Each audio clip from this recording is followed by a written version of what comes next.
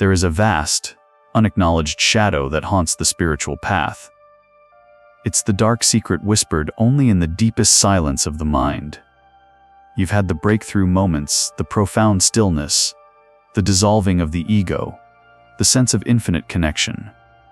You felt that calm, that transcendent peace. And then, one morning, you wake up and feel it, the pull. That primal, visceral intensity.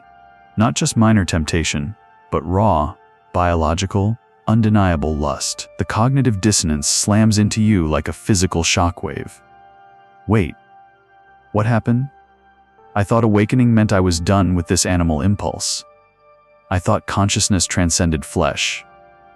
You realize you are wrestling with a desire that feels stronger, more vivid, and crueler than it ever did when you were asleep. And that's when the shame arrives, heavy and paralyzing, the fear that your realization was fake. The suspicion that you are a fraud, performing purity for the world while secretly consumed by the very thing you vowed to overcome. Here is the profound truth that traditional wisdom fails to communicate. The struggle you feel is not a sign of failure. It is the signature of heightened awareness. Awakening does not switch off your biological core drive. It simply turns up the lights on the entire operating system. Your conscious mind, your prefrontal cortex, is now fully observing the engine of creation, that ancient reptilian system driven by dopamine and survival.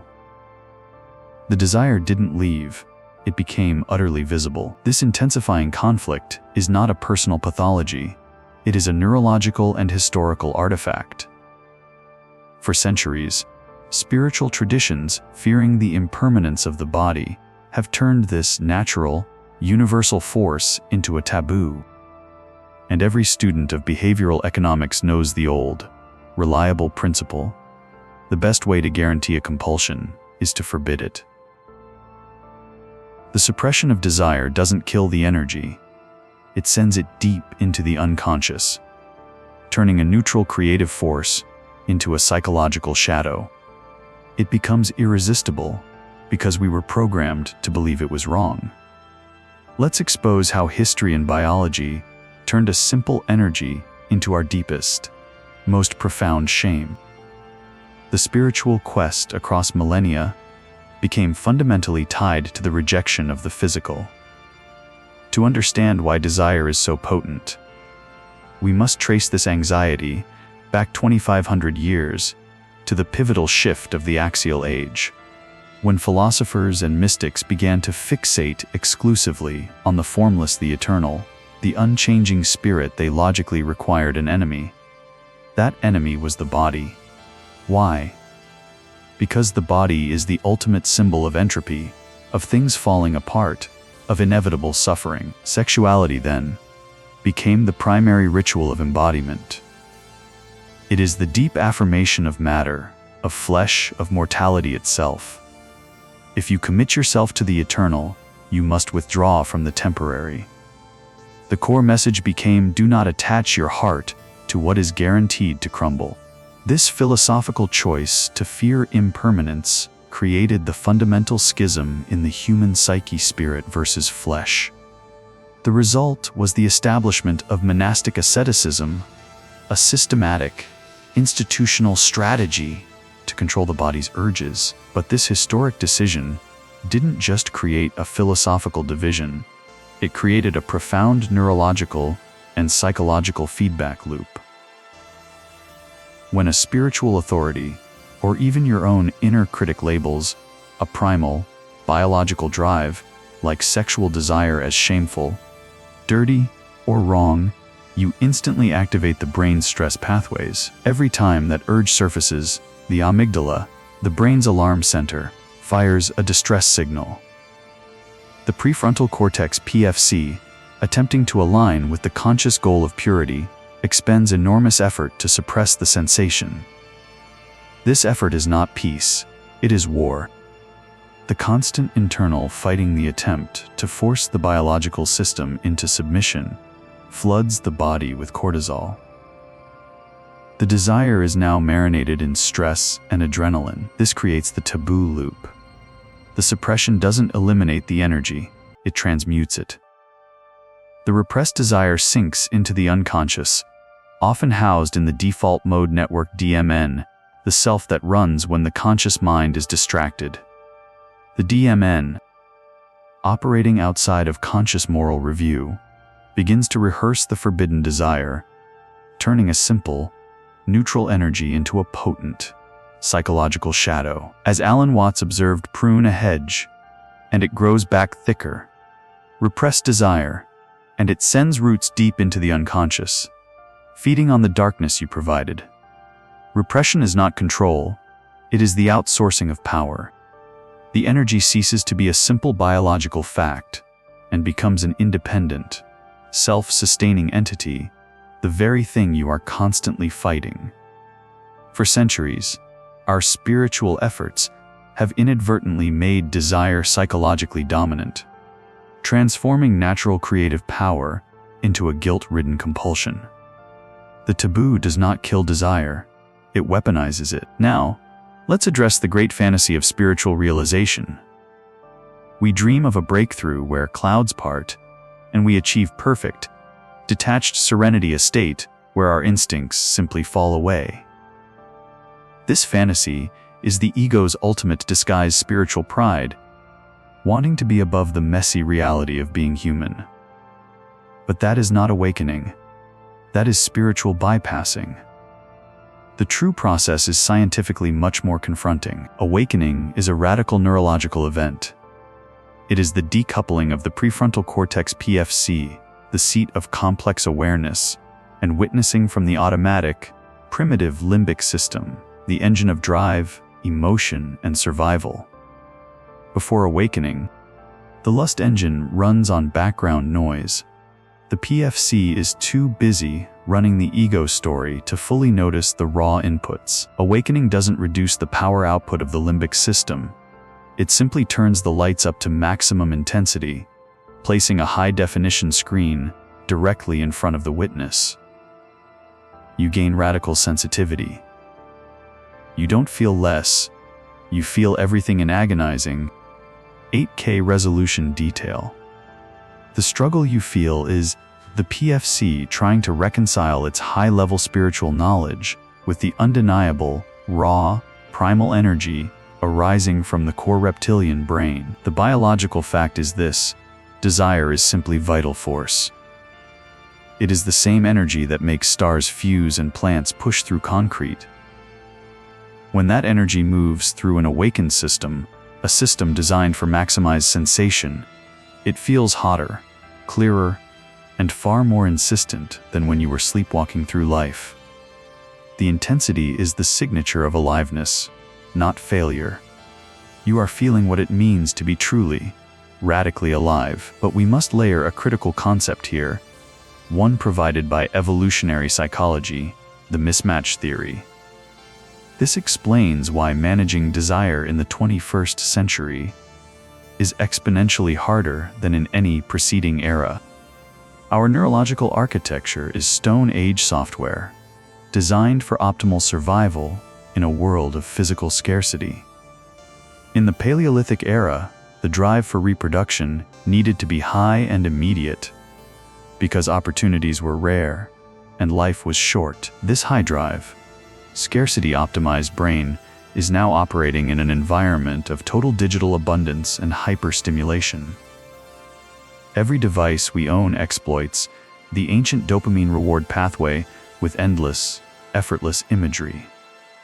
Before the internet, the process of finding gratification involved physical effort and real-world risk. Today, the system bypasses effort and delivers instant, manufactured stimulation, constantly triggering the primal engine. Your feeling of uncontrollable heat post-awakening is not a moral failing. It is a neurological system that has been chemically overwhelmed by an environment it was never designed to handle. Awakening reveals this trap. It makes you feel the full, raw power of your Stone Age brain running rampant in the digital age, constantly seeking the maximum dose of dopamine reward. You are not weak, You are simply acutely aware of an evolutionary engine running on 24/7 high power in the wrong context. Let us return, then, to the root of the ancient fear: impermanence. The realization that every body we desire, every sensation we cling to, is fleeting. They will wrinkle, sag, dissolve, and become dust. This is the truth that drove spiritual masters to detachment. If your happiness is built on a physical foundation, you are setting yourself up for guaranteed suffering, because change entropy is the only constant in the physical realm. But the awakened mind does not just see impermanence, it sees the value of impermanence. Consider the Japanese cherry blossoms. They are revered precisely because they only last a week. Their intense, heartbreaking beauty is intrinsically linked to their brevity.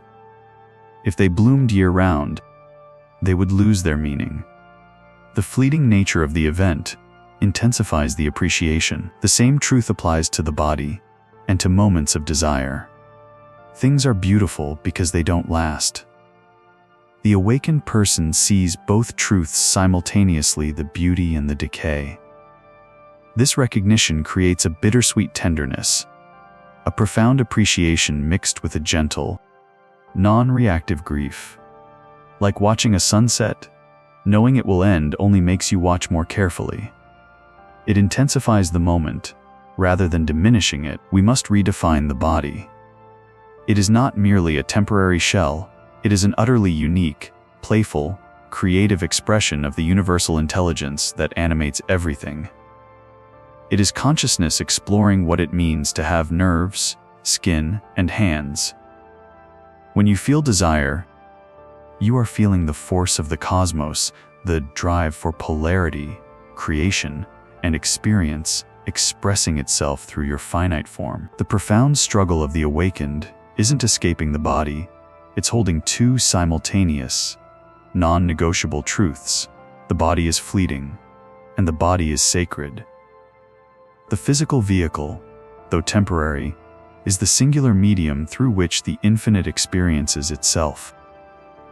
The era of spiritual tradition was collapsing this tension by rejecting the temporary as worthless. This brings us back to the shadow pain and the pervasive problem of performative purity culture in the modern spiritual landscape. Many seekers and teachers, trapped by the ego's desire for perfection, publicly maintain an image of detachment. This split, the serene spiritual self versus the secretly activated animal self, is the breeding ground for ethical collapse. The real fraud is the pretense. When we refuse to acknowledge our desire, we create a more dangerous split. The desire doesn't disappear. It simply operates outside our awareness, often leading to sudden, destructive outbursts that shock the community. Spiritual pride loves to wear robes, claiming, "I am above all that messy human stuff." But the person who thinks they are beyond desire is often the most controlled by it, because they have made it their enemy. And whatever you fight, you strengthen. True freedom is not the absence of desire, but the cessation of the fight. It is the dissolution of the illusion that there ever was a war between spirit and flesh. We must learn the simple, yet profound, act of non-identification. The problem is not the neutral energy of the desire itself. The problem is turning that energy into your personal identity: my lust, my shame. We have established that the desire never left. The awareness simply increased. But why does that raw energy feel so overwhelming in the 21st century, even for those committed to presence? This is the point where philosophy meets biology, where ancient awareness collides with digital reality. This is the mismatch trap. Your struggle is not a spiritual failing. It is a neurological artifact of radical technological acceleration. We are running Stone Age software on modern hardware. Our brains were optimized for a world of scarcity, a world where securing resources, food, and opportunities for reproduction, the fundamental drivers of life, was difficult, and required physical effort. The primal motivation system, the deep limbic engine, is designed to seek out any and all signals of reward. Spiritual awakening turns up the light in the house. Yes, but the modern world is simultaneously flooding that house with hyper-stimulation. The intense, overwhelming desire you feel is the ancient survival engine operating at a maximum, unprecedented RPM. Evolution created a powerful drive system, tuned for survival. Society has placed that drive system inside a Skinner box the size of the internet. To understand why we struggle so profoundly, we must talk about the neurochemical currency of desire, dopamine. Most people mistakenly believe dopamine is the pleasure chemical. It is not. Dopamine is the seeking chemical. It is the fuel of motivation, the signal that says, "Keep searching, reward is near." It evolved to keep our ancestors foraging for berries and hunting for game. Modern technology, specifically the architecture of social media, dating apps, and digital content, doesn't seek to satisfy the limbic system. It seeks to enslave the seeking mechanism. The design objective is not pleasure maximization, but engagement maximization. Therefore, the rewards are made intensely stimulating, yet perpetually unsatisfying, keeping you locked in the loop. The infinite scroll, the constant notifications, the ghosting on dating apps, these are not accidental features. They are engineering triumphs designed to exploit the dopamine pathway, generating maximum seeking behavior for minimum actual reward. For the awakened person, this poses a unique challenge. Your heightened awareness PFC activity is observing the primal engine limbic system being systematically hijacked by forces more powerful and precise than any traditional temptation. The struggle is between your conscious will and the evolutionary algorithm being run against you by global corporations. The ancient spiritual masters taught us to master the urge to eat or hoard. They never had to contend with a device that fits in your pocket, offering infinite simulated mating and social approval on demand, 24 hours a day. Let's apply this directly to sexual desire. Evolutionary psychology calls the signals that trigger our primal response releasing mechanisms. They are cues that indicate health, vitality, and mating potential. Our ancestors had limited exposure to these cues. But the digital world has created supernormal sexual stimuli. Think of the apple. A real apple is nourishing, but slightly irregular. A supernormal stimulus is an apple that is impossibly large, perfectly red, and glows with inner light. It's what our brain wishes the real thing looked like. Digital pornography, filtered images, and meticulously curated online personas are the supernormal stimuli of our era. They offer an infinite catalog of perfection that simply does not exist in the physical world. This creates the paradox of choice in its most debilitating form. When the brain is presented with seemingly infinite, high-definition, frictionless options, it achieves two destructive things simultaneously. Firstly, it dramatically elevates the baseline for what constitutes acceptable arousal, leading to desensitization in real life. Secondly, it activates a constant state of comparison and fear of missing out FOMO. The awakened individual, seeing the truth of impermanence pillar 4, now has to contend with an internal landscape constantly bombarded by the illusion of infinite, perfect choice. How can the simple, messy, beautiful reality of one connection compete with the limitless, sterile perfection of the digital stream? The struggle isn't with lust. The struggle is with the engineered resistance to integration. The digital world reinforces the very illusion. We are trying to dissolve the illusion that satisfaction is one swipe away. that the next moment will be better than this one. The result is a profound spiritual bypass amplified by technology. We try to be detached, serene, and present in the real world, while our ancient primal operating system is constantly being pinged, stimulated, and starved by the artificial ecosystem of the internet. We mistake the stress of digital fragmentation for personal failure. To escape this trap, we must return to the foundational truth that Alan Watts pointed toward. Lust is not a moral failing. It is neutral energy.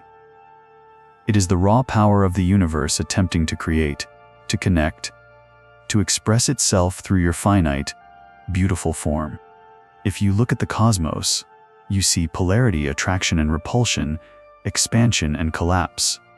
Desire, at its core, is the universe saying, I want to experience more of myself. Our error lies in the label we attach to this energy. When you label the intensity as lust, dirty, or shameful, you instantly introduce friction and conflict.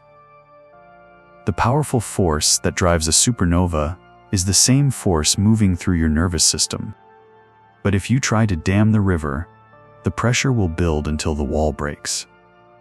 If you try to fight the energy, you become exhausted, and the energy only gains power. The true strategy is not suppression or transcendence, but neutralization through non-identification.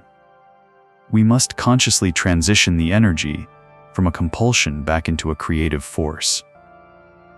When that heat arises in your body, the rush, the primal pull, do not immediately engage the narrative. I am a lustful person who must control this, or I am an awakened person who should be above this. Instead, apply the principle of mindful interception PFC intervention. Observe the phenomenon. I see a sensation of intense energy arising in the lower torso. I observe the thought pattern of seeking and fixation. This is not me. This is a wave moving through the ocean that I am. By refusing to identify the energy wave as yourself, you immediately disarm the shame and guilt that fuels the shadow. You transform the war into a simple weather report. This is the crucial leap. We stop demanding that the fleeting, material body be eternal, and we stop rejecting the body because it is impermanent. We accept that the fleeting body is sacred precisely because it is fleeting. Its transient nature is what makes it precious. The struggle ends when we fully accept the tension of living simultaneously as infinite awareness and a finite organism. That desire, that sexual heat, is the mechanism the infinite uses to fully experience the finite. When you feel lust, you are feeling the universe exploring itself through a particular, time-bound costume. There is nothing to fix, nothing to overcome, nothing to be ashamed of. There is only everything to notice. The awakened life is not about becoming pure, it is about becoming whole. Wholeness means embracing the desire and the awareness, the body and the consciousness, the human and the divine. They were never separate. That was the story that created the war. When that story dissolves, the internal struggle ceases. You become free in the desire, free to feel the storm without being swept away by it. Anchored in the boundless space of your own being, you realize the secret: you are not less human. You are more human, a conscious animal, a mortal god, a finite expression of infinite mystery. You are awake, and awakeness feels everything. The struggle ends not when the desire disappears, but when you stop fighting the ghost of division. We are not ending a physical war. We are dissolving a philosophical error, the ancient, culturally programmed belief that the eternal and the temporary are enemies. This duality, this division into the spiritual self and the animal self, is a leftover narrative from the Axial Age, designed to cope with the sheer terror of impermanence. True freedom requires us to update our cognitive operating system. When desire arises, that intense firing in the limbic system, the awakened person uses the prefrontal cortex, PFC, not to suppress the fire, but to observe the heat. This is the art of non-identification. You recognize the sensation, the data, without assigning it the label of identity, the self. It is not "I am lustful," but rather, there is a powerful impulse of creative, sexual energy moving through this system right now. When you perform this mindful interception, the desire loses its psychological gravity. It transforms from a compulsive driver into a simple, observable phenomenon. You become the spacious awareness, the deep, still pond in which the ripples of desire appear and vanish. The ripples are unavoidable, they are the weather of the mind and body. But the depth of the pond is untouched. This mechanism breaks the feedback loop, neutralizing the taboo effect that has amplified desire for centuries. This is the path to wholeness. It is the integration of the finite form with the infinite consciousness. Stop striving for a sterile, pure, spirit-only existence. Start recognizing the profound, fleeting sacredness of this temporary vessel. The body is impermanent, yes, but its brevity makes it precious. It is the creative force of the cosmos wearing a costume for a single, brilliant act. To reject its energy is to reject the universe's ultimate playfulness. To those struggling in this unique moment in history, living with a Stone Age brain in the hyper-stimulated digital age, understand. This, your intensity, is not a moral failing. It is the inevitable result of an activated life force, meeting technological overload. The compassion you extend to this intense, beautiful, messy reality is the final key. You are giving yourself permission to be fully, radically, unapologetically human. When the internal war ceases, the enormous energy previously spent on repression and shame is unlocked. This energy, this foundational creative force you call lust, can now be channeled and integrated, flowing into passion, art, connection, and the sheer vibrancy of living. You become the conscious participant in the cosmic dance, driven not by compulsion, but by observation and choice. You are not a spiritual failure. You are a conscious animal, a mortal god, a finite expression of infinite mystery. You are awake, and awakeness feels everything. Embrace the intensity. Embrace the desire. Embrace the wholeness. The end of the war is the beginning of the dance.